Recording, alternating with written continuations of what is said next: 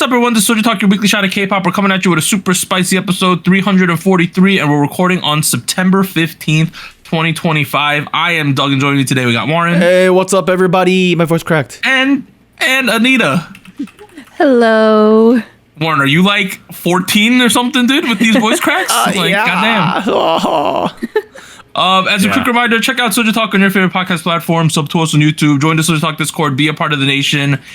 We do have an after-hours segment this week. We are going to be having an early Song of the Year discussion. Oh, a preview. There's been a lot of talk about this. Honestly, I've seen it on our server. I've seen it online where people are talking about like how the front-runner songs, Golden, maybe Gnarly, like should they qualify? Are they K-pop?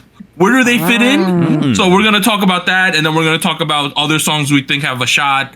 And we're going to talk about how we think of Song of the Year. So stick around for that.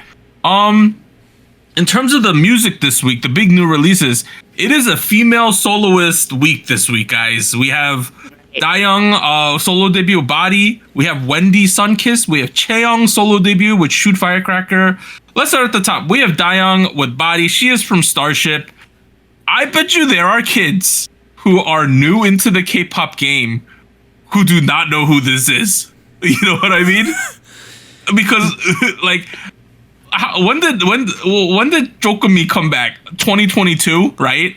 Yeah, something and, like that. A while ago. And then when did Uju Sonyo have a song last? Like, oh, okay, no. Jokomi was 2020 apparently, and Sequence, which was the last Cosmic Girl track, was 2022. So it's been minimum 3 years. In a minute. Yeah, so there's probably a lot of people who aren't aware. Okay, Dayoung is a member of Cosmic Girls Uju Sonyo. She's now doing a solo debut here. It is all under Starship, which is the same label that IVE is under. That's how you have to think about this, guys. This Body song, let's just say it. This is what you want from a solo debut. Like, in terms of presenting a strong concept, establishing what we're going to do here, having a fun song that's eye-catching. I think we're hitting on a lot of the positive things with this one. Yep. I agree. It suits her. I feel like the sound is also very like clear where we're going genre-wise. Very like dance, hip-hop, pop type. I saw a comment say that she graduated from the school of Tinashe, so people know who Tinashe is in the U.S. This is very much like that style of like female pop, hip hop, dance, hip hop. That I don't know. I like it. I like the sound. It sounds good. Yeah, the sound in particular is something I would typically label Atlanta bass, Miami bass, alternative pop R&B. Precisely, I would use the word hot girl music. Yes. Oh, yes. It's a hot girl summer, but it's not really. This song came out in September. We can talk about that later. Global warming, where the summer goes late. to be fair, it was like 80 degrees this week here, right? Yeah. So I don't know. It still feels appropriate. I don't know. I thought the arrangement was clean. It's nice. I love the drums. It hits really well and accompanies Dayoung's voice really well too, which she does a variety of things with. She's singing, she does the verse, she raps at some point in the second verse. Yeah, she does. Nothing that's like the craziest rap of all time, but it's a new side of Dayoung that we haven't really seen before, particularly because outside of her role in Cosmic Girl, my image of Dayoung, at least, has been her in like variety shows or Jokomi, where she's doing like these trolly things. Right. She plays the role of a meme a little bit. She's like the younger kid who does meme shit with like Subin and XV and whatnot. So it's definitely refreshing is the word I would say. Like, this is definitely a new side of Dayoung. I was like, who's this? Dayoung? Who this bro? I was shocked, dude. When I saw the teaser images, I was like, no way. And then I saw the music video. I was like, God damn, hats off. This girl hasn't eaten a carb in like 6 months. She's been to every Pilates class in Seoul in the last like year. Clearly, right? she's really in shape. We got to give credit to that. That is some dedication on her part, right? She looks great. She fits the song, you know.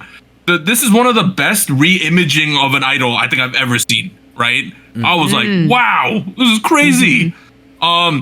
Hey, Eunbi got some competition. I think they should have released this shit back in like May, and then Dayoung could have been at Waterbomb too. Just saying. Yeah, that's how I honestly felt. Thing. Overall though, fun song. She's really going for that LA hot girl vibe because it feels like they just rented a nice house in Los Angeles on the hills somewhere, right? And then they filmed the whole music video. And honestly, for having like limited sets, it all worked though. It did not feel like. I mean, they filmed internationally, right? I believe so. It looks great. They got a bunch of clearly non-Korean backup dancers, so I'm assuming this is in LA. I thought the whole package just kind of worked, intrinsically. And you know, I've been talking a little shit about Starship. Like, I have a little qualm with them this week. Like, they have a group that I did, their new boy group, right? And like, yeah. My qualm with them is they didn't release the English name of their new song till like after it came out, more or less. And it's like as someone who has to like research and get a script ready, that's my biggest pet peeve in the world when I cannot find the translated title. And the title they settled on is just the romanization of the Korean. Oh, they went with what is it? Chanran is what they went with.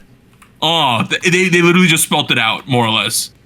And I was like, God damn it. But hey, getting back to Dayoung here. Number one, if you're a Dayoung fan, someone make her a Wikipedia page, please. She doesn't have one. Some of the other members of Uju Sonyo do, but she does not. I feel like when you're making like a solo comeback, you probably should have a Wikipedia, right? Because I'm sure a lot of people are looking her up right now. So someone get on that, please. That being said, it's a great package, and I've seen some of the music show stages. She had like 7 sets or something in one of them. She was inside, she was outside. Oh yes, I saw that too. Yeah, like, that doesn't happen too often.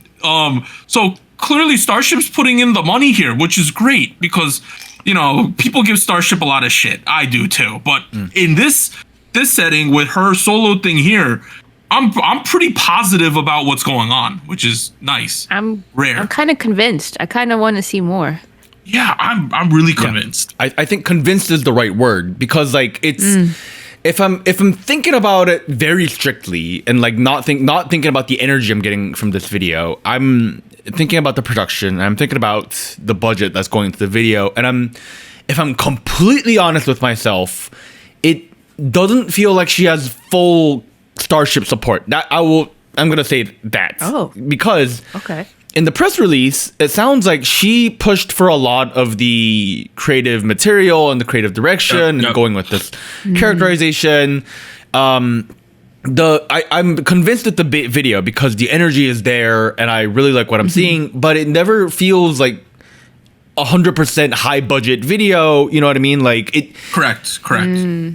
So what I'm trying to say is, it doesn't feel like Dayoung has gotten the full range of dynamic support. Everyone, you know what I mean? Like, feels like she has limited resources and assets she's working with here. And considering that, I think the outcome has been, you know, not nothing to complain about. It works really well, and she sells it. Yeah. It's very convincing overall.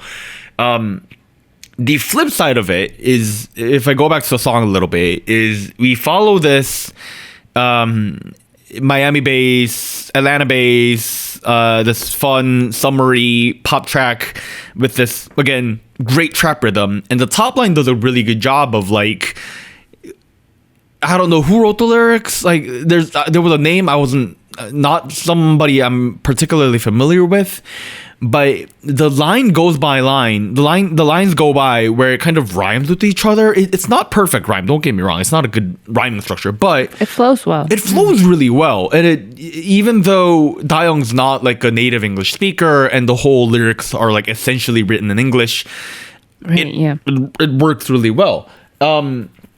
Do I maybe want to see her like go like above and beyond just with doing like this kind of music? Maybe, but at the same time, if we're thinking about doing essentially I don't know. I don't feel like a debut was the right word. It feels like a reboot of Dayoung is maybe like more appropriate. Like we're rebooting her character off of, because Cosmic Girls, I don't know, man. Like if are we ever gonna see Cosmic Girls?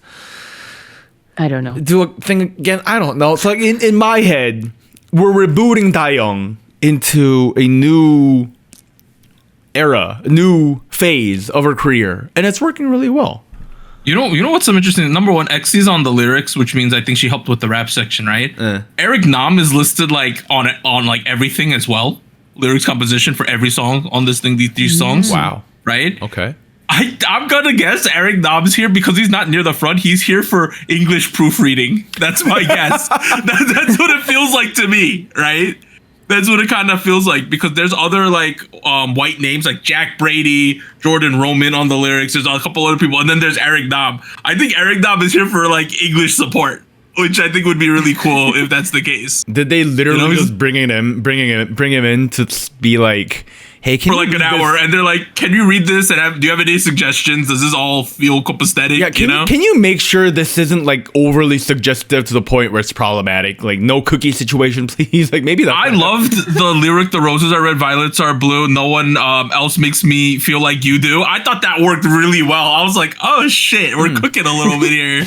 I really like that lyric. And you know what? Going back to Warren's point, I guess me saying I support that. I'm happy that like Starship supporting her. I guess that's the bare minimum of what Starship allowed this to happen. Really? I guess that's essentially what I'm saying. Yeah. Is I'm happy that Starship allowed this to happen, which is number one. Number two, I think Warren had a good point that, you know, they essentially just rented a nice house and then they filmed at different angles. But at no point did I feel like with the girl set video where I was like, ooh, you know, with the budget, why right? did you have to bring up girl set? That's like, dude. But you know what I mean? You know, they only had like one set too, right? So, but this one didn't feel like that. So I think they did a good job. It was all cool.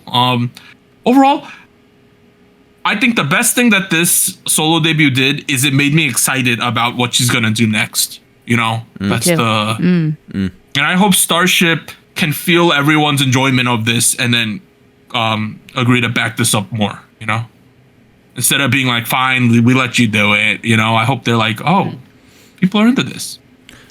I think that's a good pivot point, right? Yeah. Let's go to the next one. We got Wendy with Sunkiss.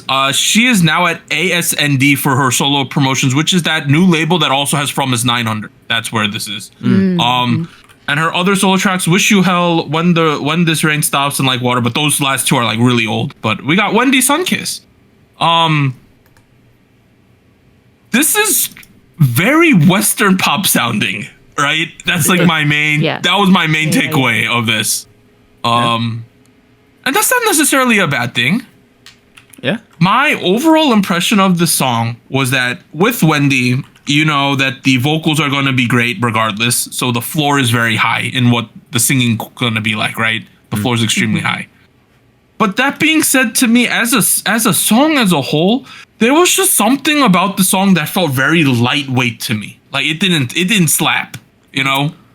And I don't know what it is about the composition or how this song was built, where I just felt at the end of the song, I was like, oh, that was pleasant, you know? And I moved on. It's lacking weight. Is that what you're saying? I think so. It's like when you are at like a wedding reception and you're waiting to go into the actual hall and they just walk around with hors d'oeuvres and you eat like a tiny puff and you're like, well, that was something, and then you just keep going on. You know what I mean? Like you're like, that was okay, that was pleasant, but it's not changing my life here. You know? I can feel that. I think to me, the one section that I felt like maybe was the most like it caught my attention was the chorus, because I think vocally she goes a little higher. Like it just seemed a little more like the energy felt a little better in the chorus. But the rest of the verses, I don't know. I think, like you said, it is pleasant. I don't really have any complaints. It just feels a little, maybe a little predictable, like a little familiar. I don't know how to explain it. Yeah. I like the rock or like band sound that we get in the chorus too. Maybe if all of the song incorporated that a little bit more, it would feel a little like have that energy throughout. But also this is nitpicking, but I don't know if I like the use of the word Sunkiss the way it's used. Oh, like in why? context to the lines. Oh, why is Because that? I don't know if does it make sense? You're Okay, asking what is K-pop it? if the English makes sense? You're asking K-pop if the English makes sense, Anita. Listen. I dissected this. Okay, to me, sun-kissed feels like when someone goes tanning and they get a nice tan. Like Dayoung was sun-kissed, you know? She had a nice But tan that's going on. ED at the That end. was Sun a kissed. sun makeout, yeah. But I think they're more or less just saying like you're running into the sun kiss, and they're like, I think they really just wanted to use the word kiss there. That's what it felt like to me. Am I wrong? No, I get the meaning. I think I understand vaguely what we're going for. I just felt like there is a word, sun kissed, like ed at the end, right? And I guess maybe I was thinking like, oh, I think we could have done something a little, I don't know, something that would have incorporated that instead of just using sun kiss as a whole different term. But it's nitpicking, I know. You know what the real opportunity that we missed is we missed an opportunity from a great PPL from like Sunkissed with like orange soda, like Sunny D. yeah, Sunny D. Sunny D. Brought to you by Wendy. 저는 언제나 Sunkiss 마셔요. Sorry. Oh shit. Okay. I agree with you guys. Let's just wrap the podcast there. I agree. There we go, guys. No. Period. Agree. Here's the thing. I think it's predictable. I think it's vanilla, and Yeah. there is a large subsection of K-pop of the K-pop community as a whole that really likes vanilla pop music. That really I do enjoys. Not wrong. Typically that's me. There's nothing wrong with that. It's just those folks and me. We are on the opposite ends of the spectrum. Immediately when I heard the song, I was like, oh man, this top line sounds so familiar.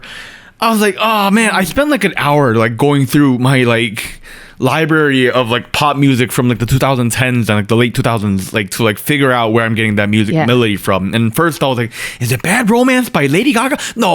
Like, and then I went to the Apatu by like Roseanne. I was like, no, it's not working there. And then I ended up with Viva La Vida by Coldplay, especially with the chorus where they do like the. I'm not gonna do it because It's like a, not a arpeggio, but it goes up, right? Yeah. Whoa. Anyways. Oh no! Wait, I hear Lady Gaga now. It's Caught in a bad romance. Sorry. Yeah. a lot of these progressions are things that are a little more common in American pop music than they have been in Korean pop music. Particularly in like the late 2000s, early 2010s. There was someone online who was making the comparison to Pink, and I was like, oh, that makes sense too. Like, Oh yes. yeah. Wait, yes. And it does not help that I feel like Wendy's vocal direction is a little different from the time she was at SM and now that she's here. Because right now it feels a lot more dramatic, and it feels she's singing in a bit of a lower range, which I think gives her the benefit of being more comfortable with her range.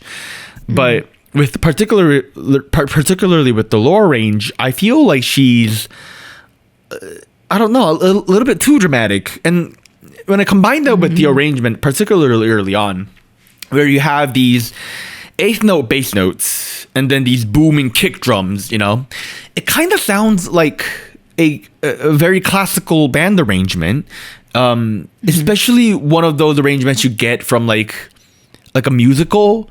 Like I'm thinking like Phantom of the Opera kind of a thing where like yeah, do you kind of hear Theater that too? type. Right, like type. theater, Broadway type rock music. I thought it sounded like a little bit like a musical, like Right. I was like, this is a little musical. I honestly thought it was a bit musical theatery as well. Right. The So like, entire time. you combine with your arrangement or when these a little bit more dramatic of a tone, and then you add the top line, you add all of that together, and on one hand, it feels classic. It feels true to pop music, and on the other hand, it feels a little old. It feels a little out of date. Because the visual finish is really nice, and I still feel like Wendy's sounds great. Yeah. Sometimes I'll finish the song and I'm like, ooh, that was a nice listen. I'm not too bothered by it. And then other times I finish the listen and I'm like, this is boring. Like, Wendy's great at singing, but this is boring. And I particularly feel that way when I am listening to this song in the context of our, of the playlist I make for the podcast today, where I'm, comparing this with Chaeyoung and like Dayoung, which, those two are doing completely different music on their own. So it's very, very different. And you have this, which is, the most classically pop in my head out of all three.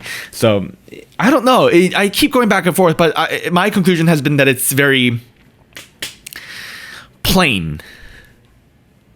Plain yogurt. Nothing wrong with plain yogurt, but like I would like to add a little bit of cookie crumble on that shit. Maybe a squeeze of chocolate drizzle. No, just pinkberry. Anybody? I've been eating a lot of pinkberry. If you haven't been able to tell, just pinkberry. Pinkberry. It's just I've had it like yogurt? 4 times last week. I don't know why. It's the only is place in pinkberry? Queenstown that's open till. Oh, it's frozen yogurt. Yeah, frozen. Oh, okay. Froyo. Yeah. Froyo. Okay. Bro, I cannot eat ice cream anymore. It's killing me. Like my that's so lactose sad. intolerance. Yeah. Anything, and like I could eat the non-dairy ones, but it's not the same. It's not the same. No, But anything with heavy cream f's me up. Like, You can't. you know what eat, also like, sucks? I can't eat vodka pizza because there's heavy cream in it. Oh yeah. Oh my god, that was Can in you my take top like 3. the lactate?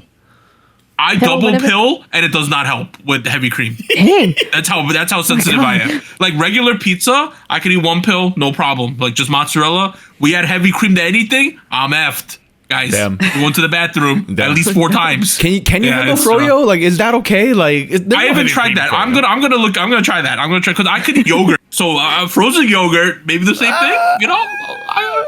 So I'm gonna go to the grocery store, buy some frozen yogurt. I'll let you guys know. Hey, Wendy Sunkiss, it's fine, but it's good. I'm happy for Wendy that she's found freedom at this ASND company. True. But at the same time, it's like, I don't know. Like, I don't know what I want with Wendy because I am someone who liked Wish You Hell. I know a lot of people did not. I enjoyed that one. I don't know. I'm in a weird place with this one where I understand that, she's singing well because she's Wendy, but the song itself to me is just like, It feels a little safe, knowing Yeah. that Wendy can do so much with her vocal range. And I saw some live stages. She still had choreo for this, which I thought was really cool. And she's singing live like 100%.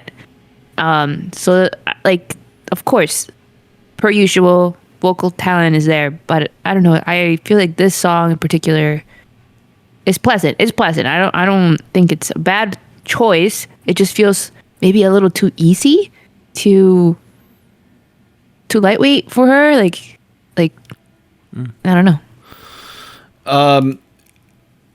I think this is a decent first step at a new company. Because we're trying to move beyond what SM has done with Wendy and Red Velvet. If I look back at Wendy's career, particularly at SM, like, Wish You Hell aside, like, my impression of Wendy has been this talented R&B musician. okay. With her solo music, we've very much moved beyond that. Like, between Like Water and Wish You Hell, frankly, I do not remember Wish You Hell right now. I have no idea in my head. I forget. I don't know if that's a good thing or a bad thing. Probably not a good thing. And if I'm completely honest, I don't know if I'm going to return to this. I'm sure Wendy's going to get a 4th, solo album at some point. And I don't know if I remember Sunkiss, if I'm completely honest either. It feels like a creative brand identity. I don't know. Mix those words up. We need some sort of stronger brand for Wendy at the moment. Because what we're getting with Sunkiss, but visually too, like it feels like she's happily walking across the field, the gym field, with tracks and whatnot, and then there are these pool. like fun, quirky shots, which I do not feel like Meat does not vibe with the song at all. Like, I don't know.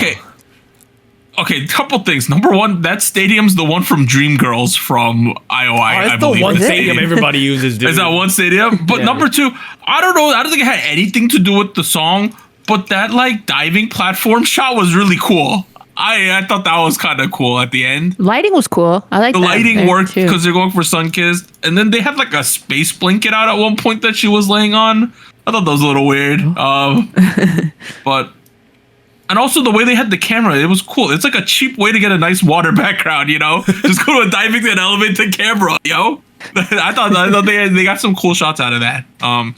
Hopefully she's not scared of heights because she was up pretty high. Yeah. Well, she has a history of All right, I did not even think about that. Oh, okay, now I feel bad. What the shit? How dare you, Doug? How inconsiderate. Oh, wow. Leave your angry comments.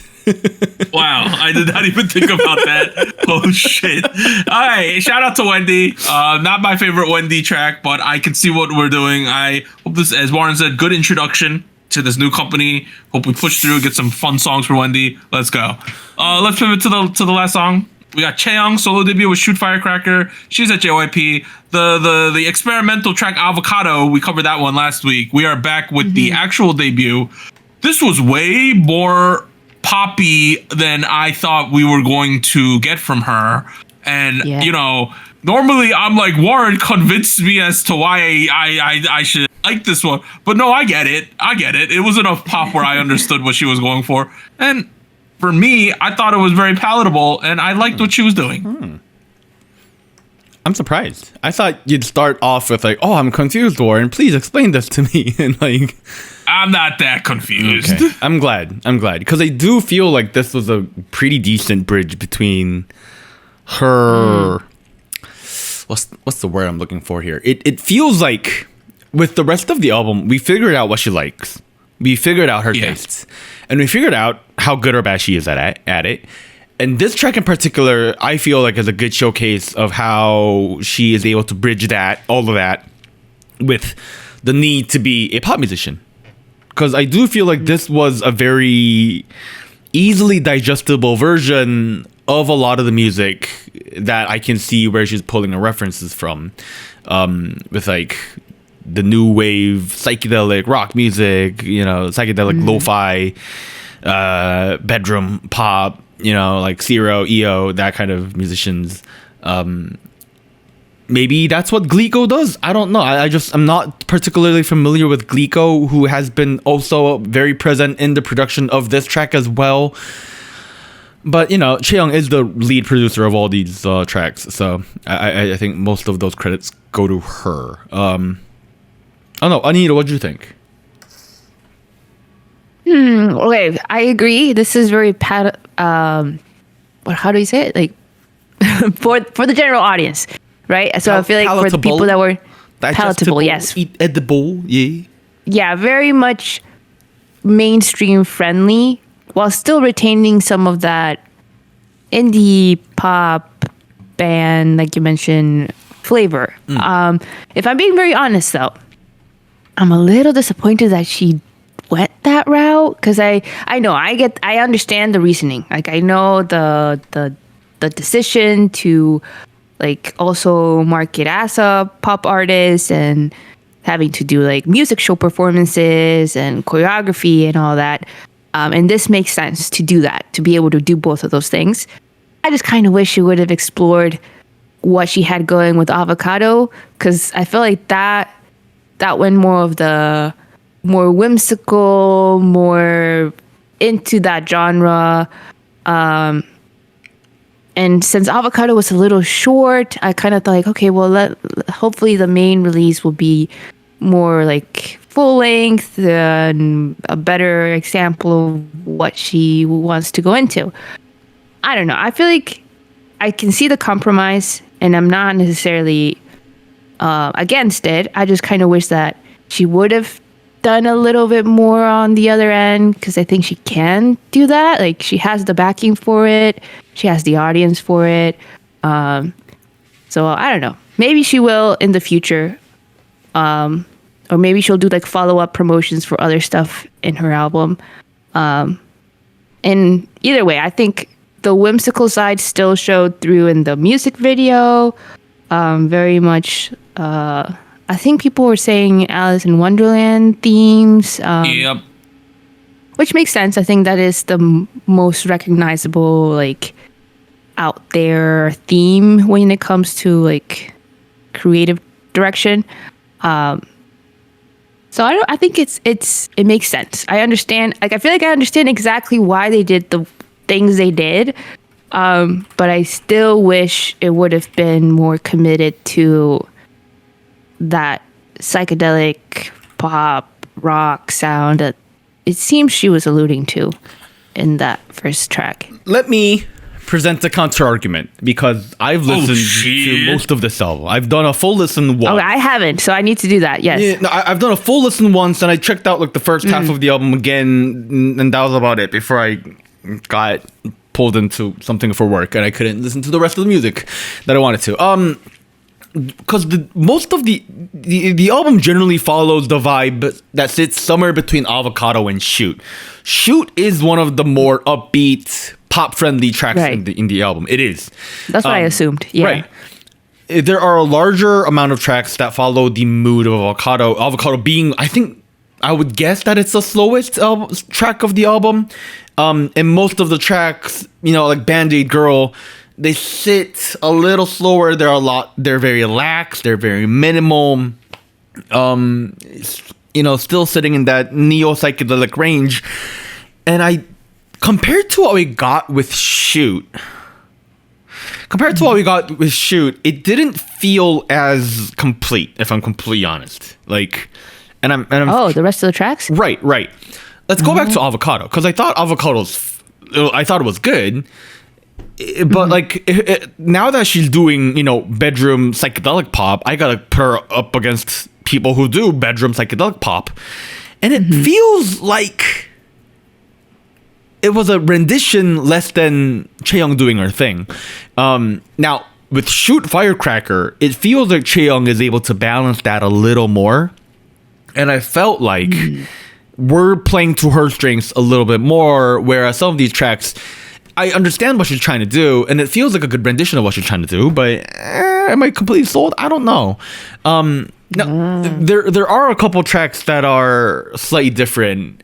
There's a track she did with Sumin and Jimin of Y2K92 that has a bit more edgy, lo-fi trap influenced sound, and then you have My Guitar at the end of the album, which is proof that she's a K-pop idol. That's how I'll say it. That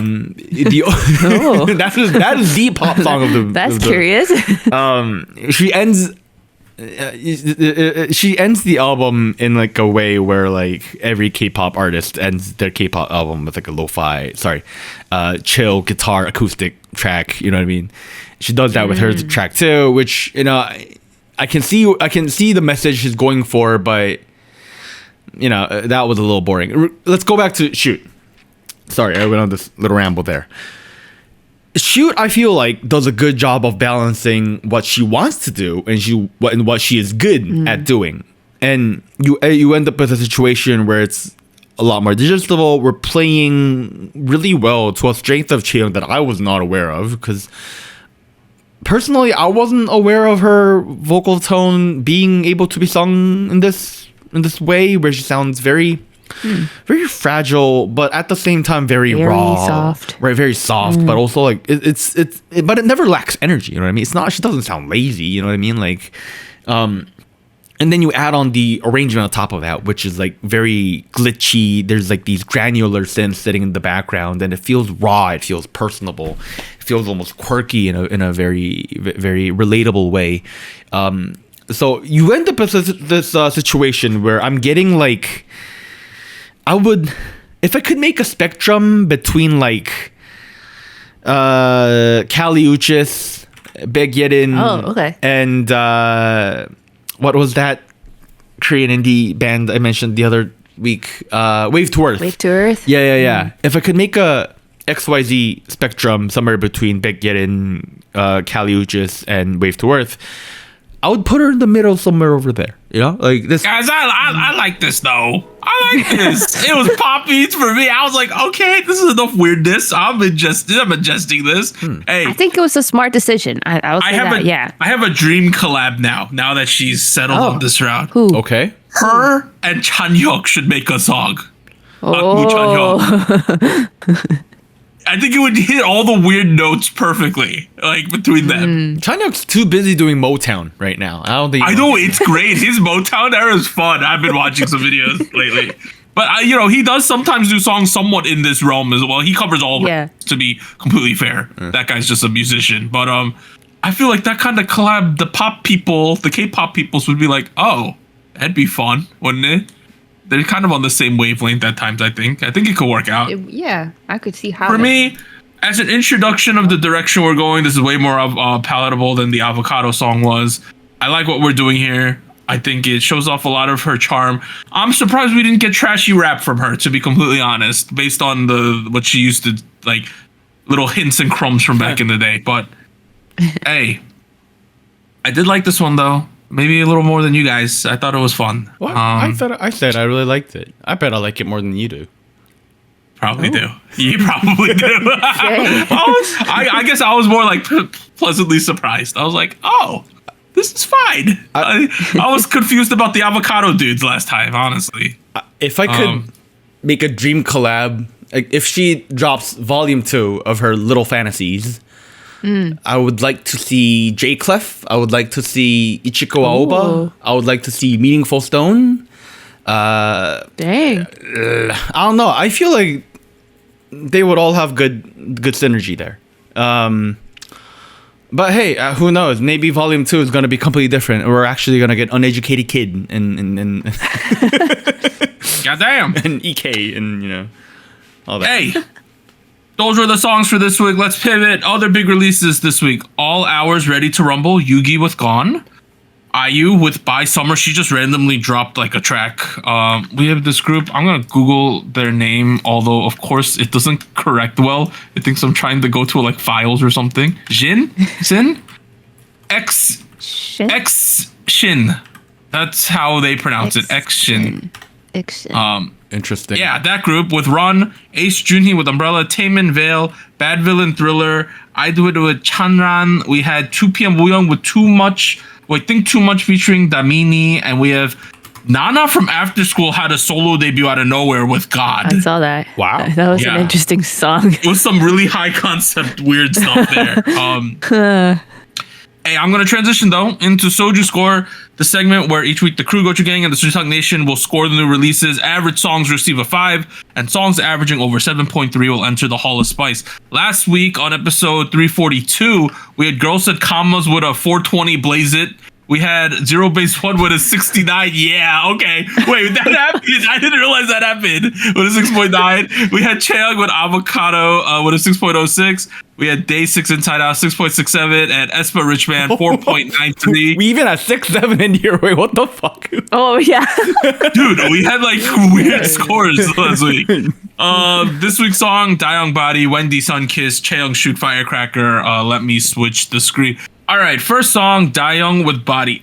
I almost gave this an 8 at one point, guys. Whoa, that's crazy. Almost. Oh dang. What might stopped you?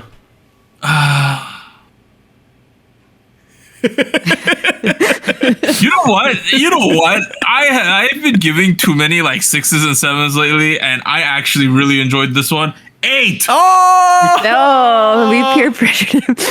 Yeah, I don't know. I couldn't think. Why would I give it just a 7? I thought. Yeah. Okay. Well, you know what? I thought it was perfectly fine because I gave it a 7. I was gonna give it a 7.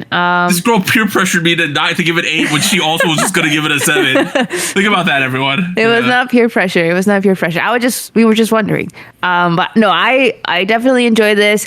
I guess I'm waiting to see what else we do with this sound. I think it was a great start. Great start. I hope we do this more. I thought it was a great start. I'm not sure where she's gonna go after this. I'd be surprised if she does. I wouldn't be surprised if she does completely something different either. Not gonna lie. Like, No. True. right? Like, who knows? She might just become a chameleon artist, who changes every concept. Do everything.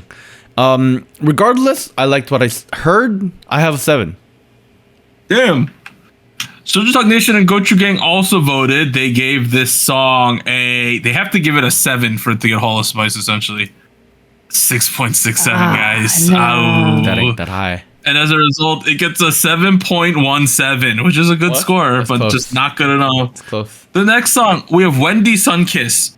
For me, this is a Doc 6. This is just a good song, No less, no more. That's where I settled on. I agree. I also gave this a 6. I think it's like per usual, great vocals from Wendy. It's just, it felt a little safe, maybe. Yeah. The only reason this isn't a 5 for me is because Wendy's a great vocalist and I still like listening to her. Albeit, I'm not a fan of the direction she's going in. But yes, you have guessed my score correctly. I have a 6. SojuTalk Nation and Gochujang also voted for Wendy Sunkiss. They gave it a 6.5, and as a result, Wendy gets a 6.13. Finally, we have Chaeyoung shoot Firecracker. Guys, this is a 7. I would recommend this to some people. Oh, Wait, I'm telling you, I like this track. nice. isn't okay? Surprise. Oh, wow. Give it a 7. Anita, what'd you give this one? I like this. I enjoy this, but I guess my expectation was going somewhere else, based on what we got with Avocado and where it seemed that she wanted to go genre-wise. So I gave it a 6. But I mean, I'm still enjoying it. I think it's still a good track. Look, I'm not gonna sit here and give out low scores because she didn't fulfill my wish list. I'm just Dang, I'm just okay. kidding. I'm just kidding. You're welcome to give what score you think is appropriate. I thought it was great. I thought this was the best track on the album, albeit I've only listened to her album once. I gotta give more listens to it. But I liked what I heard, and I feel like this was a great example of playing to her strengths and doing something really creative with it while showcasing what you're really into as a musician, as a creative. Arrangement was fun. Her vocals were fun. The chorus was addictive. I love the energy I'm getting. The textures were nice. And when I'm talking about textures, I really like the song. I have an 8. Okay. So the Nation Gochujang voted. They gave this one 6.72, and as a result, Damn. it gets a 6.93. So good, honestly, good scores overall, but none good enough. Damn. Let's see this. If we had boosted Dayoung to an 8 for Anita or someone, it makes it. 7 for Gochujang does not actually make it. It gets a 7.25. Yeah. What if Anita had given Chaeyoung a 7? No, it doesn't make it. Yeah. Nah. All right, so the songs this week: Dayoung Body 7.17, Wendy Sunkiss 6.13, Chaeyoung Shoot Firecracker 6.93, and finally we are show winners. Anita, hit us with.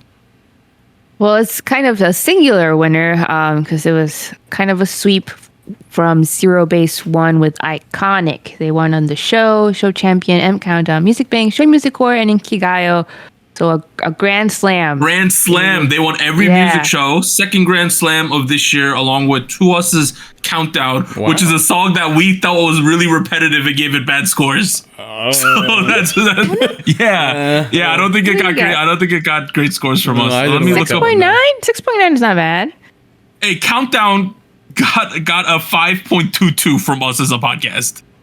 Oh, Yeah. that's true. I think me. No. I think it was me. I think I in particular gave it. No, like a 3 or I gave 4 it a or something. 5 too. I think. Oh. Yeah, you think I gave it like a 5? I remember. I gave it a It's a 3. good song though. It's just too typical of To Us. That's what I remember the discussion was about. But yeah. that ends part 1. So we talk episode 343. We'll be back with some news and events. 3, 2, 1.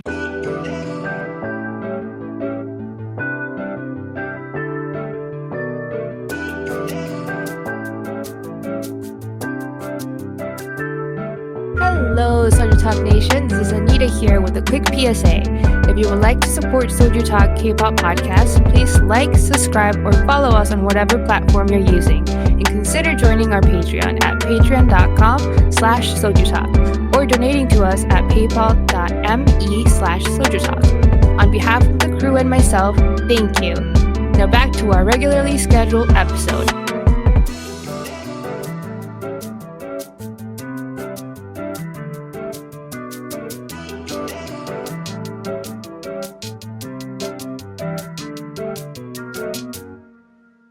All right, we are back at it, part 2 of SojuTalk episode 343 with some news and events from the past week. The first segment, we have updates for Bang PD and his insider trading thing. We have updates with Min Hee-jin and her put option thing. We have updates for the New Jeans and their negotiations with Adore. We have updates on all 3 fronts, guys. Oh, man. First one, Bang PD was summoned for questioning over his insider trading thing, right? We've been hearing about that one. So he's in Korea. He went to court today for that. So he's starting to appear in court for that. They're hammering him with questions. But what came out was that Min Hee-jin submitted evidence against him in this case. This one specifically. She gave a statement that he told her there were no plans to go public. So she's saying, like, I was one of the people who got screwed by this. Like, she's saying, like, in my private conversations with him, he told me there's no plans to go public and suggested that cash is better than stock options when I signed the contract. So he was trying to get her to not buy stock. Yeah. Damn. Of course, Bang PD's side is saying, like, no, this was a private conversation, so we can't verify it at a corporate level. You know, that's what they're saying. But she submitted evidence against him in his insider trading case. That is fucking hilarious. I don't know how else to put it. So that one happened. Okay. That's the first one. All right. But then let's go to Min Hee-jin's case, right? This is the one with they've combined her 2 cases. They combined the first case, which is Min Hee-jin and 2 other people suing over the put option. So they want their right to their money that they were going to get, right? Okay. And then the second suit was Hybe's countersuit confirming the termination of the shareholders agreement against her so her getting fired. So they combined both suits into one suit, it seems like, right? Okay. During her testimony recently, she claimed that Hybe as a whole is boosting eyelid sales to break New Jeans' first week debut sales record to take the #1 spot. So she's basically just throwing out things that are against Hybe, saying like they market manipulate. And she's saying this is one of the examples. But, you know, she spoke the eyelid out of her mouth again. Like, she just cannot. We said we wouldn't do this. Come on, man. Like, yeah, so that one happened. But then Hybe countered this by saying, you know, it seems like you're submitting fabricated evidence to the court in the form of edited cacao talks. oh shit. Yeah, Hybe said, like, in their version, they said Min Hee-jin allegedly told an executive, I'm going to capture this cacao talk, so write it well.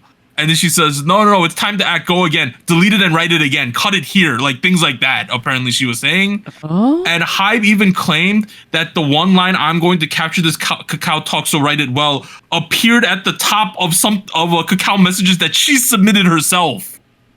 So they're saying, like, she even effed it up and forgot to take out, like, the annotations of their messages. So it's getting messier, guys. Is she an idiot? Man, that sounds too low of an intelligence move to fuck up. Like, really? But more or less, yeah, in her own personal cases, she's still talking about eyelids, saying, like, they get preferential treatment. And Hybe side saying she's, like, fabricating evidence and witnesses. So that's on that side. So those covers the first 2 lawsuits. The third one, the big one, the one we actually care about as K-pop fans. Yes. New Jeans and Adore did not reach a settlement in the second mediations session. They've agreed. They're just going to wait for the ruling on October 30th, guys. So we're in endgame now. God. We know the date they're going to rule on this. We're in endgame. I'm scared. They are done negotiating. They could not, like, come to an agreement. They're just going to wait for the court. Yikes. Okay, well, you know, good news is all this shit is, well, you know what? The some of this shit is about to wrap up for once in our dear good Lord lives. Good lord. Remember How Sweet? That dropped Yeah. a year and 4 months ago. It feels like forever ago. I feel like the only updates I get on New Jeans is Danielle's running with Unknown Club. That's like that's the only updates we get. Of right? Shun, of Jinu Shun, yeah. Yeah. And on their Instagram. I feel like that's the only updates we get about New Jeans. She ran another marathon. I'm like, great. Yeah. Wow. It's crazy. It's crazy. There was a statistic I saw about a week or so ago that says that was like the amount of streams each girl group got this year so far in 2025. I don't remember the rest of it, but I remember two things. Huntrix was number 8. Wow. Number 2 was New Jeans this year. And I was like, that's crazy. That's fucking crazy. The drought. Yeah. I don't know what they're listening to because I'm not listening to the same shit over and over again for good lord. But man, I can't wait for this to be over to some degree, is what I'll be honest with you. Like, To move forward. Yeah. Yeah. Let's see what happens. I just want to just move on from this shit and just get going. Like, you know what? If it's the end of New Jeans, man, that would suck. But let's try something else. You know what I mean? Like, I'm done talking about. Let's talk about one more hype thing though. One more positive thing. So that new show, that the follow up to Dream Academy, the final piece or whatever the hell they're calling it. Oh, right. They're looking for a Japanese member. They got all the Japanese girls to be on the panelists for this show. okay. Sakura Kazuha, Mocha Iroha, and Sashihara Rino. Whoa. Dude, Sashihara's appearing in the studio cast members. Yeah. If you don't know, this girl was like AKB48 ace for like a 5-year period. She was like the number one. Wow. For an extremely long period of time. That's crazy. So they're taking this really seriously, it seems. Oh man. I mean, if I recall, she's been producing idols over in Japan as well. So nice. it doesn't make complete no sense, but Sashihara placed first on. So AKB, if you don't know, back in the day, they would rank every member in terms of popularity every year, right? So the general election, they had an election every year. She placed first in 2013, 15, 16, and 17, and second place in 2014. So she was like the ace for a while. Damn. Wow. But hey, they got all the Japanese girls, and then we knew Emily, Lexi, and Samara, who participated in Dream Academy, are going to be on the show in some extent. They're already in the group, and we're looking for a 4th girl, and they want it to be a Japanese girl. So we got all the Hive Japanese girlies to come over and be on the show. Oh, wow. okay. All right. Hey, let's get it. They should do like a J-pop unit with these 4. They should. It'd be kind of fun. Maybe that would happen. I'm just excited to see Sakura and Sashi again. They were like they were a thing back in the day, like because like yeah, they overlapped. Oh, that's cool. no, like she was essentially Sakura and Nako's mother in HKT. Like, Yeah, Oh, that should be pretty cool seeing the interactions. There are a lot of pictures of them together. So yeah. Next thing, Black Eyed Peas has split. It is confirmed after 16 years. The producing duo announced their split, citing differences in musical styles. The producer duo is known for hit songs such as "Sisters Touch My Body," A-Pink's "Dum Dum," Twice's "Cheer Up TT," "Likey Fancy," as well as Chungha's "Roller Coaster" and "Gotta Go," and then producing Stacey as of late. right. damn.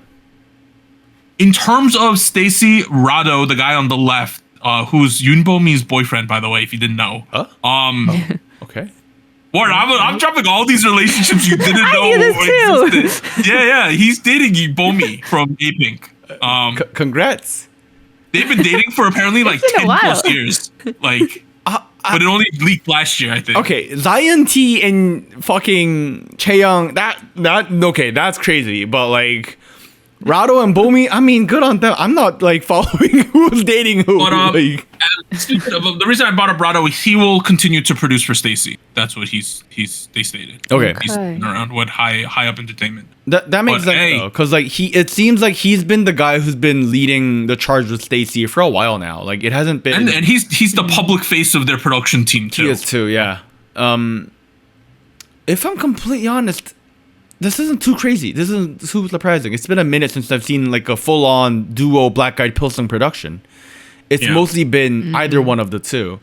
Like I remember seeing their names a couple years ago from like Run to You and like whatnot, but it's been a minute, dude. That's been like 3 years now. Hey guys, end of an era. Shout out to them. They've produced a lot of crazy, great Gen 3 Bangers. songs together. Absolute bangers. Yep. All right, next thing we got is JYP is producing on Not PD's Game Caterers as a company. They're doing one of the big summits that they used to do. Oh. They've done Hyde previously. They did Starship. Now they're doing JYP. JYP himself will appear. 2 PM members, Day 6, Twice, Stray Kids, Extended Heroes, NMIX, and Kickflip are all going to be appearing on Not PD's creation. Ooh. That's fun, dude. That's gonna be fun. You know, right now, JYP has a lot of kids who are like pretty relevant on Variety. Like Day 6 is very relevant on Variety right now. NMIX Haewon is really popular, right? Of course, there's popular Stray Kids, Twice kids are all over the place. This is gonna be fun. I love watching whenever they do this because you see so many interactions that you just don't see on a daily basis. Nice. This should be cool. I'm excited for this. All right, next thing we got is Twice as Chewy and Corbin Besson are collaborating on a new song which is dropping on September 26th. Oh, Right? okay. I'm not too And familiar. they're physically in the same room based on this video, which is crazy too. That Yeah. normally does not happen. Wow. Okay. Hey, Sorry, so who be is on this the guy? lookout for. I don't know who he is, but I just saw Western Artist collab, so I posted it. Cool, cool, yeah. Next thing, Chaeyoung is parting ways with WM Entertainment, and people were surprised, but at the same hand, they're like, you know, they tried everything. To be fair, right? Like, Chaeyoung tried everything. Yeah. I don't know what else we got here, guys. That was a lot of the sentiment online. They were like, well, it sucks, but they literally tried everything they could, right? So that would happen. Like, I mean, they sent her out on Street Woman Fighter, right? She had a YouTube show, which is pretty popular. She did everything. But this happened, and we were like, okay, she's leaving WM. But the CEO of WM is stepping down after 17 years. Oh. It's reported that their parent company, if you don't remember, RBW bought WM. So they fired him early in August. His sudden dismissal caused significant internal chaos, with key executives leaving the company one after the other. And after his dismissal, RBW co-CEO Kim Jin-wook took over as his successor. So it seems like they were not happy with their acquisition and how it was running, so they just decided to cut the head off and redo it. Oh. So this okay. Chaeyoung leaving might be indicative or a symptom of this stuff that's happening at WM. A little messy. I am now realizing what WM and WM Entertainment stood for. What does it stand for? One Min. Yeah. One. Oh, CEO Lee One Min. One Min. Oh, really? It's literally him. That's Wow. gotta I be did not know it. that. Wow, I was not aware of this. It's like JYP, but like with One Min. or SM. Yeah. Oh, I don't know why I never put that together. But Well, there you yeah, go. I don't know. Seems rough over there. In terms of other news, Everglow has signed an exclusive contract with Cheetah Company. They will be continuing activities with 4 members: Xian, Iyu, Onda, and Aisha. The agency will fully support their global expansion with new music and worldwide fan meeting tour planned to connect with fans. Couple things here. I've been trying to figure out if this Cheetah Company is connected to the rapper Cheetah in Korea. There's no way. No. I don't think way. it is, though. I don't think it is. That'd be crazy. But hey, there's a company.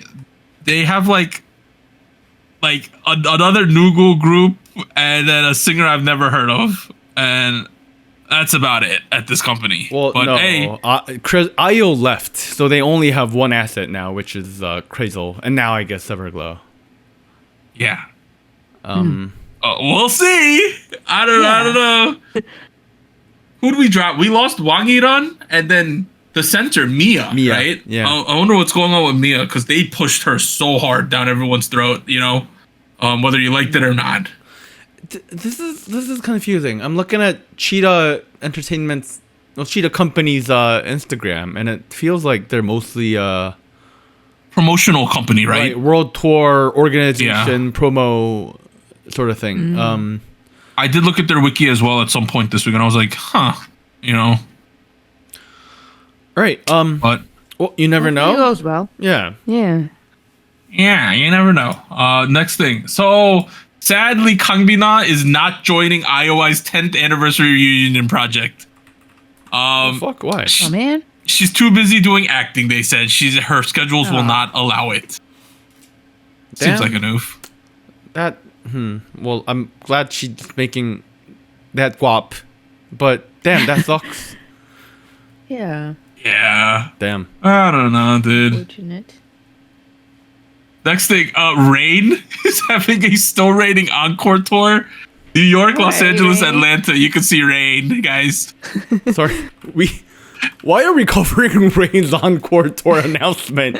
Just I don't know. curious. I just wanted to laugh about Rain again, guys. I don't know, I just think he's a Leave funny him guy. alone. He's- And finally, sadly, Rami will not be back yet. They're going to do another comeback without her. oh. Yeah, they announced that the choice was guided by prioritizing her well-being, and they remain committed to providing the utmost assistance to Rami and Baby Monster as a whole. That's a bit of an oof, right? She's been gone for 2 release cycles then. Well, I mean, Was it for health reasons? I can't remember too well. Trying to think. I let me look think it this up. was. Persistent health concerns that have not shown improvement since the group's debut is what they stated. It started last improving. May, I think. May Already? 9th is Okay. when she stopped. Yeah, we haven't. She apparently. This past suffered- May. Okay. Right. She suffered apparently recently from pneumothorax, a collapsed lung. She. Oh yes. I remember this now. Yeah. Yeah. Oh man. I hope she's doing well. Damn. I mean, I've never had a collapsed lung, but I imagine it's terribly I painful. imagine that's horrific. I imagine that's horrific. absolutely yeah. Horrific. Like, Pretty bad. I am glad she's Hey, able to rest, and I hope she is able to rest to her fullest extent. Hey, I had an ulcer once. That shit was debilitating. Oh my god. I would just groan at night the entire night. Oh, dude, I got a burn in my belly. Yeah, I told you about this. I have a burn in my belly right now. I put a band-aid What? over it now, so it's fine. But like, Oh yeah. Yeah, Warren physically burned his stomach while ironing. Like, yeah. I'm gonna spare you the man. embarrassing story of me burning my belly. But after I did, I was like, okay, what do? I went into a cold shower and just sat there for like 15 minutes. That's what you're supposed to do, yeah. Yeah, no, I was texting ChatGPT and I was like, is this what I'm supposed to do? And he was like, yeah, good job, you. Yeah, do that. And then afterwards, it was like, you should go buy some dressing so you can put it on the belly because otherwise it's going to be really irritating. And I was like, okay, that sounds like a good idea. So I put on a t-shirt and immediately I was like, oh shit, this kind of fucking sucks.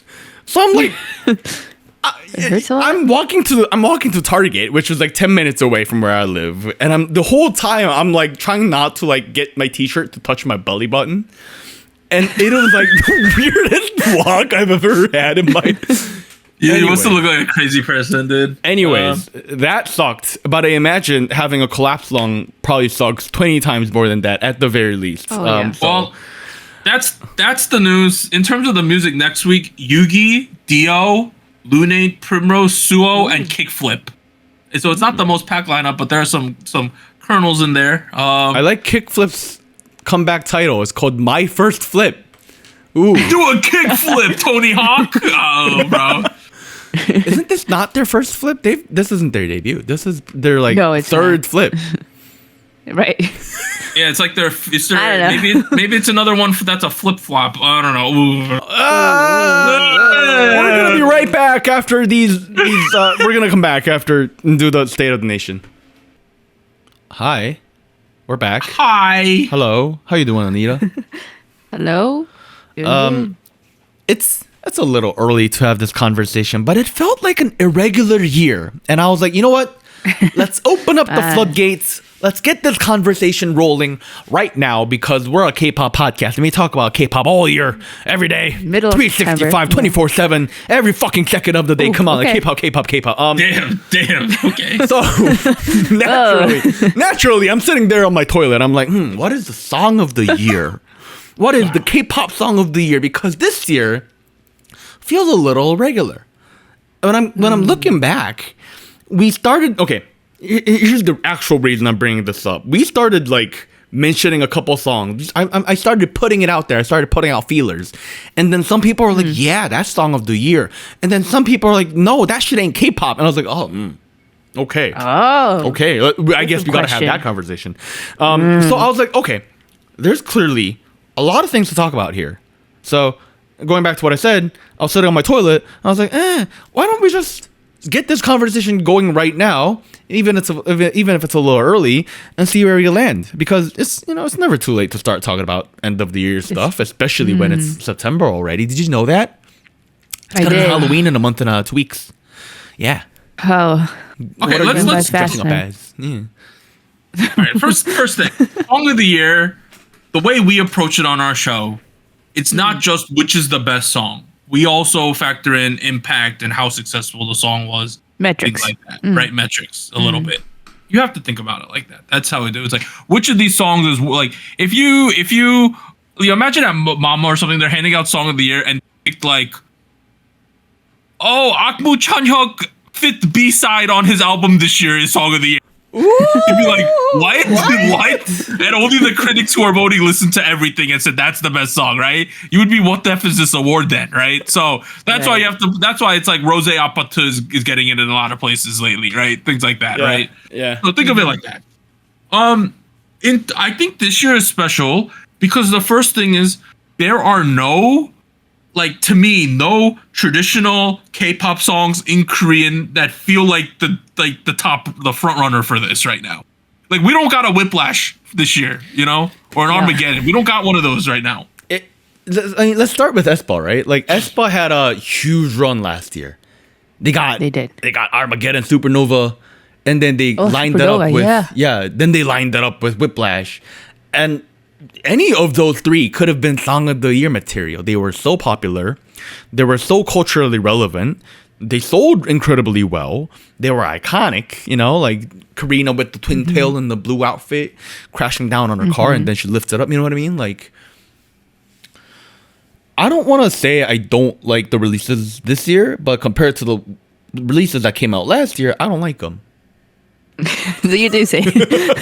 my honest opinion is, in terms of like songs people are talking about, you hear Golden, of course, but then they go on some movie, it doesn't count, right? You hear people, although we're not the biggest fans of the songs that got talked about, you hear Gnarly, people mention Cat's Eye, right? Yeah. And people go, that's not K-pop, that's like K-popified Western pop. Yeah. And then you hear other people say, like Jenny, and then people go, is Jenny even K-pop now? Like, I hear that. I think that's the weakest of the three arguments, but I hear that argument sometimes. Okay. You know what? Let's write that down. Let's go through those one by one. What was the first one, Doug? Golden. You want to talk about Golden real quick? What do we think of Golden? Like, be honest. Do you like Golden? Yes, I think it's great. Oh, okay. Based on the way we do our award show, it qualifies because we covered it on the show, right? Yeah. We did. So, on our show, we won't have a problem including it. Production-wise, too, like, it is produced by people that have worked in K-pop. So, I don't know. I guess, to me, I see the argument some people have of saying, like, it shouldn't count because it's not technically K-pop. But, I mean, the whole film that this song was in, right? Like, K-pop Demon Hunters is about K-pop. It presents, even though it's not a typical real, like, in real life group, like it's based on K-pop system. I mean, the movie's literally called K-pop Demon Hunters. Exactly. So I feel like it's hard to say that it's not, because a lot of the songs are made with that in mind. Like that was the purpose. Like they weren't trying to not make it not K-pop. So I don't know. I guess I don't see that argument that strong, but I know why people bring it up. Like I understand it's fictional, like it's like not your typical, from a company, and like Right. you got these K-pop groups doing teasers and like a rollout, and like we do music shows. Like I understand we did none of that. This is very atypical. Like it's a movie soundtrack. And I do think if I had to pick a genre for the song, I would say soundtrack first, and then I would say K-pop. But at the same time, I would say those are the genres of the song. Here's my take. If you don't want to consider Golden from Huntrix in the Song of the Year, you shouldn't have considered Perfect Night from La Seraphim that year it came out, because that was a promotional song for Overwatch. That's my honest opinion. And like it is worth noting that like between Perfect Night and Golden by Huntrix, both are songs that are produced by the K-pop system. Like going back to the critics, right? Like we had EJ work on the lyrics, we had Ito, 24, Teddy, all these folks who are like, K-pop staples. Like fuck Teddy, everybody knows who Teddy Black is. Label, right? The Black Label. Come on, like that's.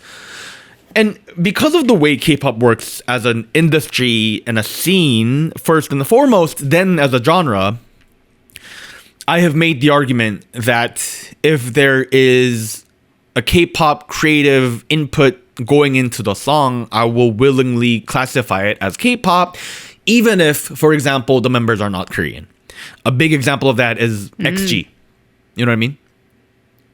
Oh. Right, because XG is all Japanese, minus one kid who's like has a grandparent who's like Korean immigrant to Japan. It's like in my head, like this is all in the same kind of larger, maybe not the truest distillation of K-pop, but like it's in the larger definition. You know what I mean? And like for what it's worth, it's a banger. Yeah, it's a fucking everywhere banger of a song. It's great. I wonder. Okay, here's my honest opinion. Also, I know there are people on the server who like, I don't know if they're just refusing to watch K-pop Demon Hunters at this point, but I know there are people who haven't partaked in watching it. Oh, and I think that's biasing them against the. They don't want to see the movie, so they don't want to vote for the song. Well, why not? But go to the next one. We can't spend too much time on each other. All right. But all right. Anita. Second one's anything Cat's Eye, honestly. Right? But most prominently this year, Gnarly. Let me change the image in a second. But Anita, if I recall correctly, you were the most positive towards Gnarly between the four of us. Am I right? I guess. Maybe? Making beats for a dog ass bitch. I think I gave it like a 4. I'll say this. I feel like the internet culture significance that Gnarly is now, I understand it. I definitely see how it has been more palatable to more people now, because I think it's maybe taken as something, I don't know if it's appropriate to call it a meme, but it's just something that I see referenced quite a bit. So I see the prevalence of it. I feel like even people who didn't like or who don't know who Cat's Eye is know this song, kind of like in the same way as Golden, where it feels like it has transcended just the K-pop bubble in audience wise. It feels like it expanded, and now even more so because Cat's Eye is more involved in like even global marketing, like for brands like Gap. So I feel like, to me, Gnarly, and we go back to this question of production, Gnarly, I think, is still rooted in K-pop because of the way the Cat's Eye, like their label and how they were formed. I guess I see the argument there too, though, because I feel like they, in their sound maybe, and also in the makeup of the group, and maybe how they're managed, they are not typically what K-pop does. Yeah, if I had to, given we know what the third track is, if I had to go look at that, Golden and Gnarly, and had to pick one that's not K-pop, I would have to pick Gnarly. Yes, but in the larger scheme of things, like it is still consumed by a very similar audience. Hybe is very heavily involved. We went through the K-pop formula of start with an audition show, get them through a debut, characterize them, have them do, live streams, make them relatable on, yes, they're doing hybrid hyper pop in a way that is not familiar with the Korean audience. I will give you that. And I think for the larger part of it, a lot of the song is written for a Western audience, it's not really written with the consumption of a Korean person in mind. That obviously doesn't mean it's not gonna do well in Korea. Like there is definitely a subset of folks in Korea who think Gnarly is very entertaining. But regardless, like Anita mentioned, like it's been a moment. It's been a moment for these kids. Like because before Gnarly, like we had Touch, and then we had debut song. Sorry, and debut. Honestly, outside of the K-pop sphere, I don't think anyone really cared. Yeah, right? No, I mean, be for real. Like within the K-pop sphere, like it wasn't something we were looking at as like a huge. I'll be honest, I wasn't. They were not big on my radar. Is that a hot take? What? No. Yeah, okay. Oh, nobody said anything, so I was like, shit. yeah, I can see. Yeah, and like this track completely pulled a 180 on me in terms of like who they are and how much impact they can have, and I think that's a lot of something. Let's keep going. Oh no, okay. Finish up, Warren. Yeah, let me finish up. Like I'm not a fan of the song, but like I do think it's crazy how much pull it's had with the public. You wanted to move on to the third track, Doug? Wait, I wanted to clarify something real quick though. Go for it. I mean, we still have a lot of time. So I was wondering, like, have the Cat's Eye members labeled themselves as a specific genre or not? And it looks like they don't see themselves as K-pop, and they've mentioned that they are not K-pop. Oh, which is interesting, but that's what they've seemed to have mentioned. Well, their fans do like very often say that they're like global pop, not K-pop. So right. Anyways. All right, last between one. Golden Gnarly, I think the last one we got to talk about is Like Jenny.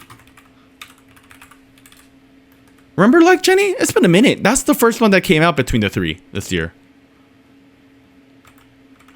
I remember Like Jenny. I think it's Song of the Year, in my opinion. Oh shit! I honestly don't see the argument that it's not K-pop. I think that's the least one. I think that's people's implicit bias against Blackpink.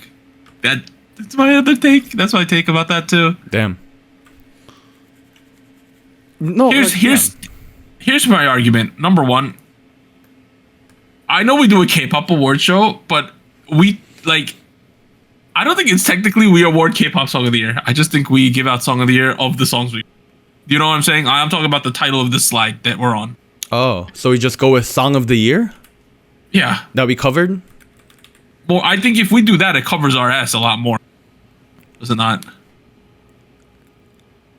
I don't know. I'm willing to make the argument that all three of these are K-pop. And if you disagree, I respect that. But let us know. Fight Warren in the comments. Yeah, fight me. Fight me. Send me okay, Like Jenny.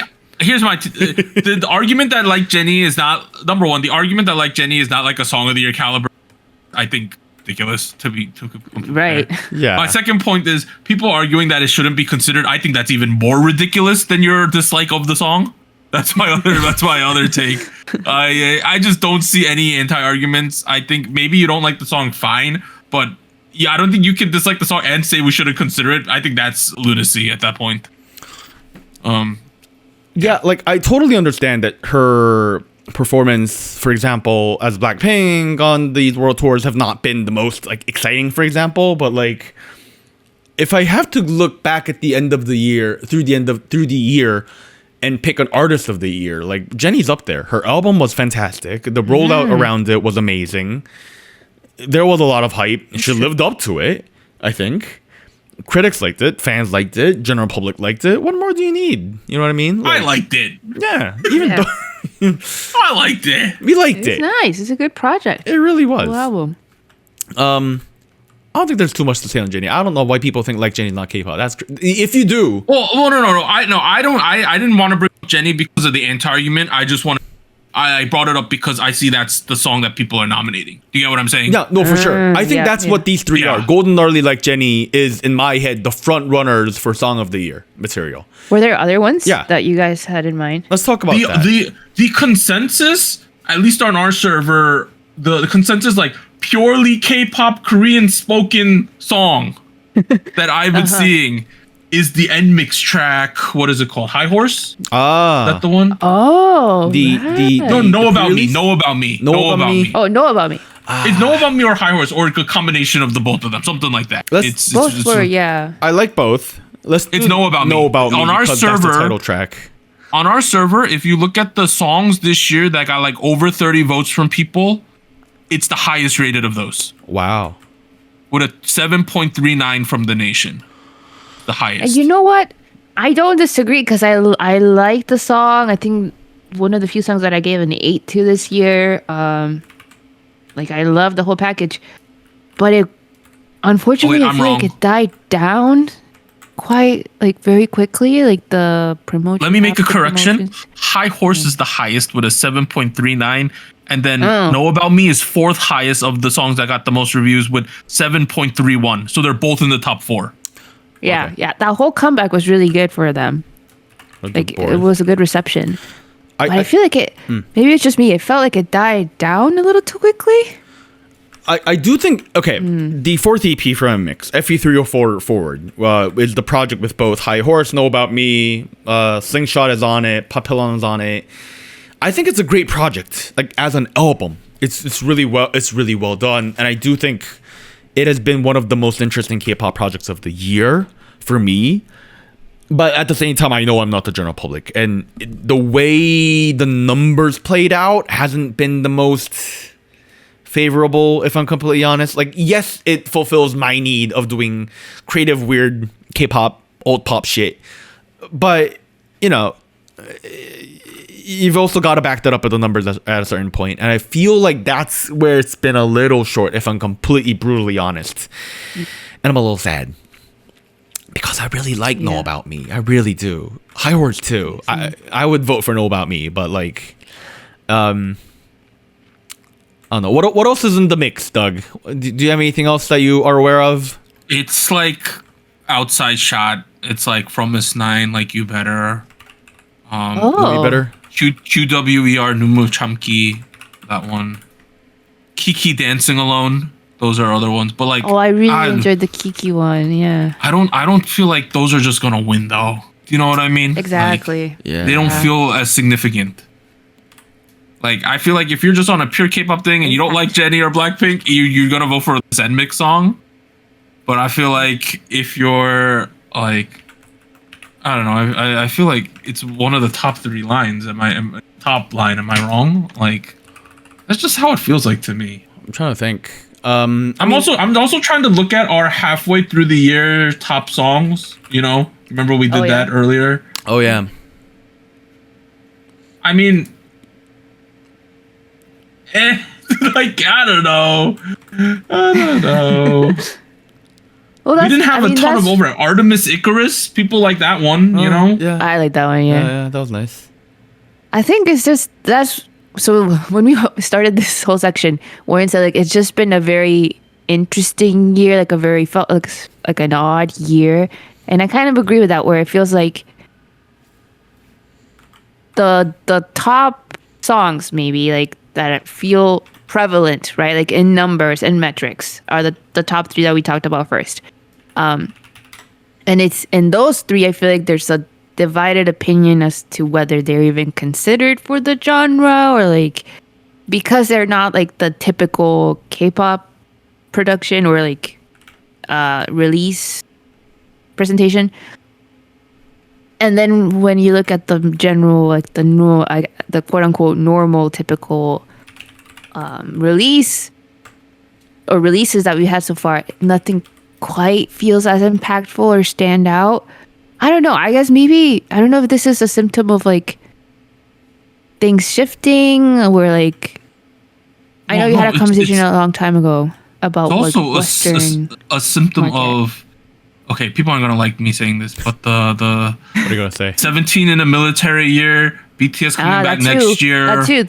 The boy groups have not been hitting that much. The boys moving companies, like it's all of the symptoms of that. You know, like a lot of top boy groups are doing stuff like, and the rookie boy groups this year, sure they're doing okay, but they're not having the year they had last year. You know, like there's no like Chotmanam whatever whatever that song is. I forgot the name.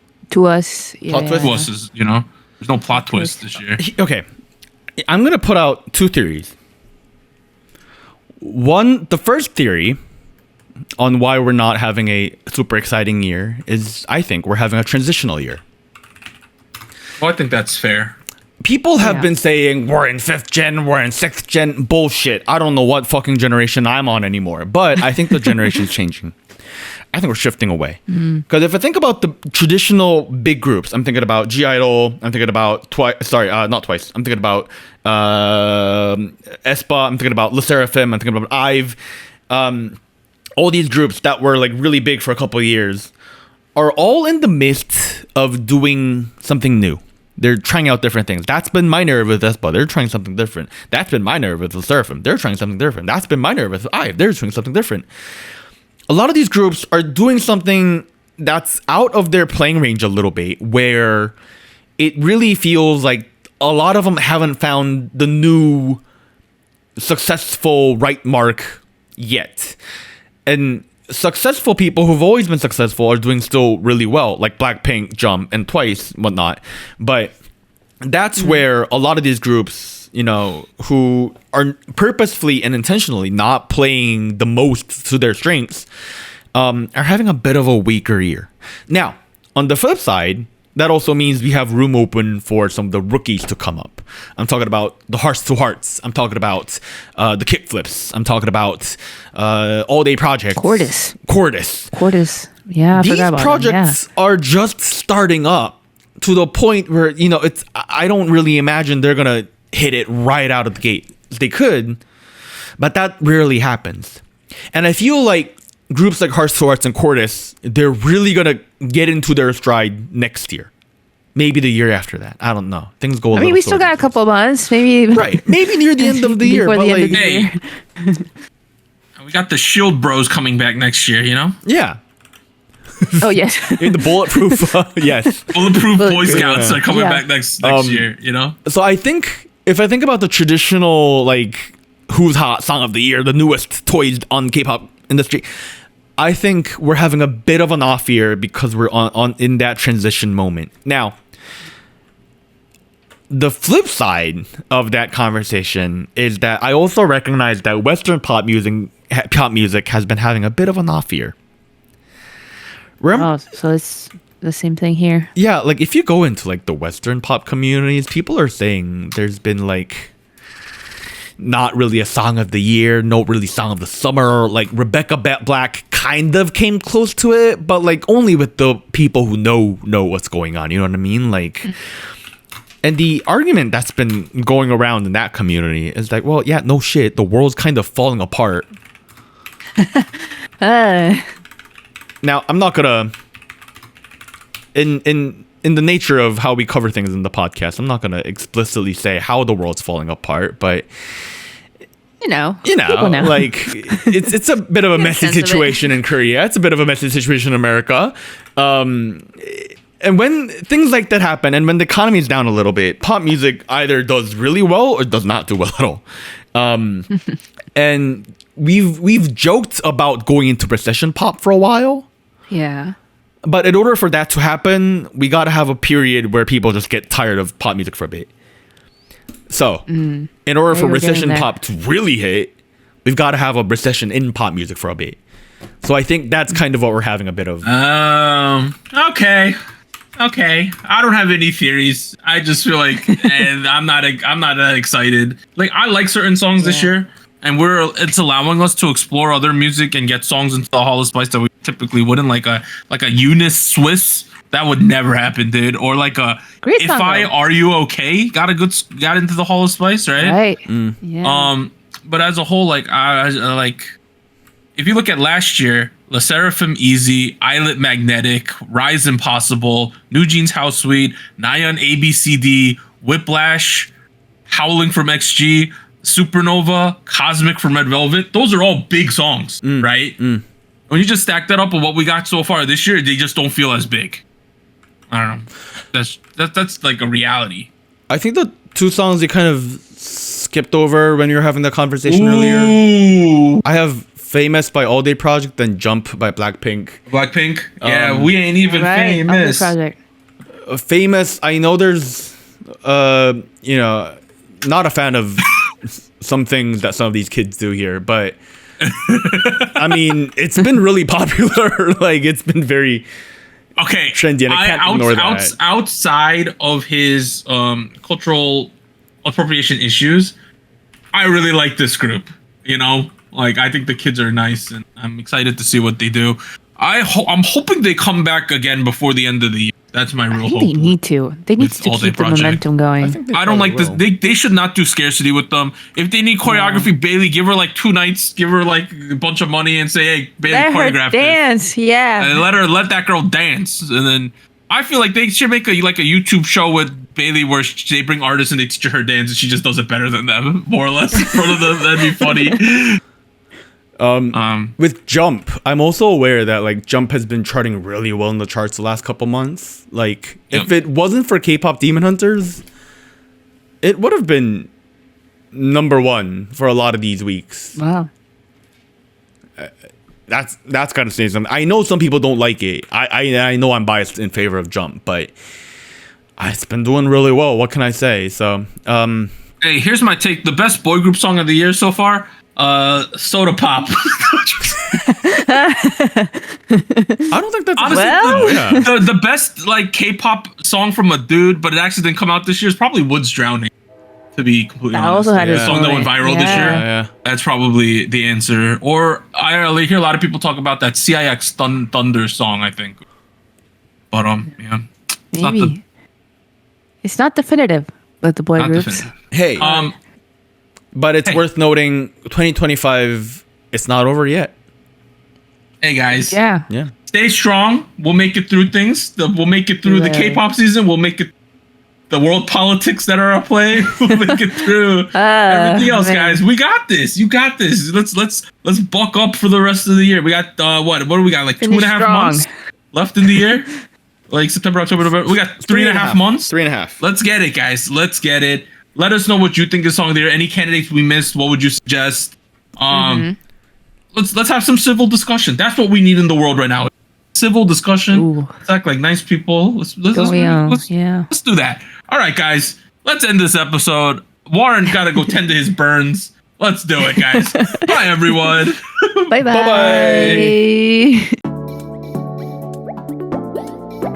And here's an extra special shout out to all of our Fiesta Patreons on patreon.com. Bagel, Charles, Cotton Ball, Ellie, Gogu Mama, Honey Pools, Incoming Snail, Liam's Games and Toys, Natalie, NJ Parks, South Texas Once, Siu Sumi.